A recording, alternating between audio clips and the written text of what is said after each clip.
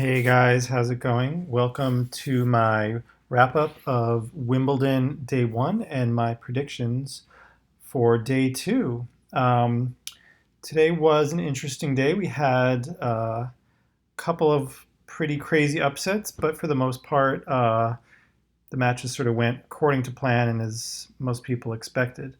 You can probably see here, there we have her, Coco Gauff, the 15-year-old qualifier from the US beat Venus Williams. It was kind of amazing. I got to see part of it and was just wow, so impressed with her poise and her strokes and her technique. And yeah, I think we definitely are watching a star in the making.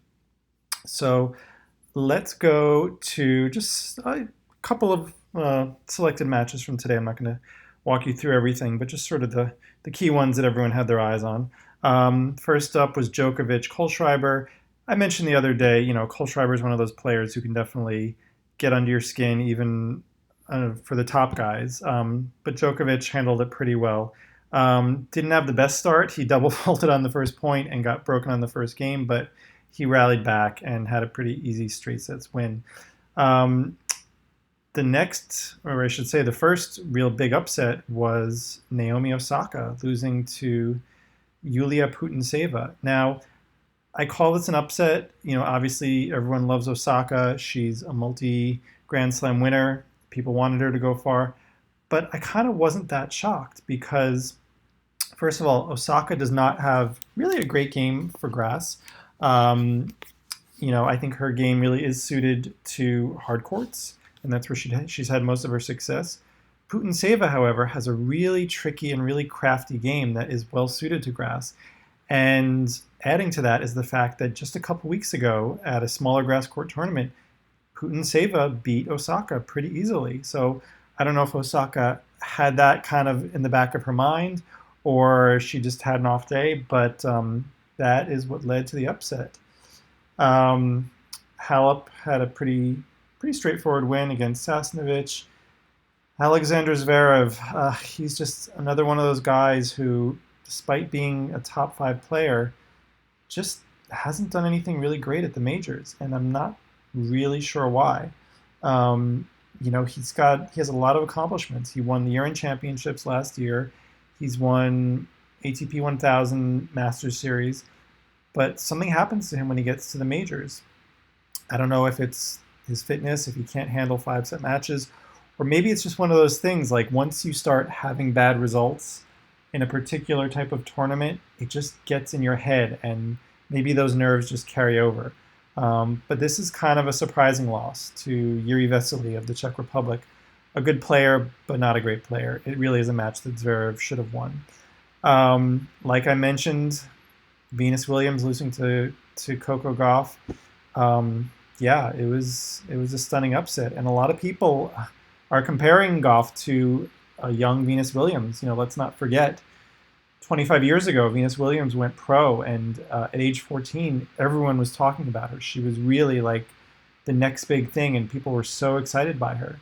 Um, and here she is. She's now old enough to be this girl's mother, and it wasn't a blowout, but Gauff did have a really good win over her.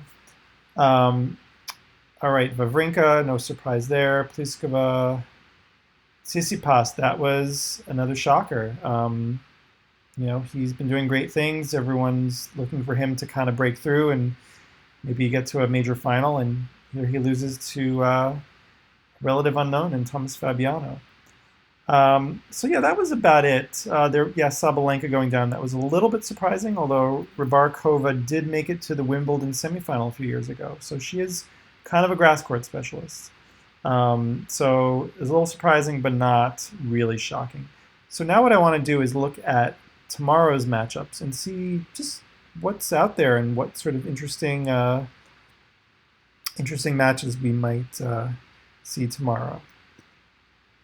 Okay, so tomorrow we have our reigning champion, Angie Kerber, taking on Tatiana Maria of Germany. Now, this could be interesting. I do think Kerber will win. However, Tatiana Maria is a grass court specialist. Her only title is on grass. and she's got a wicked slice and just a game that's well suited to grass. So I think it'll be an interesting challenge. Roger Federer, who, got to be honest, I'm totally biased. I want him to win. He's definitely my favorite player. Taking on Lloyd Harris from South Africa really shouldn't be an issue for Roger.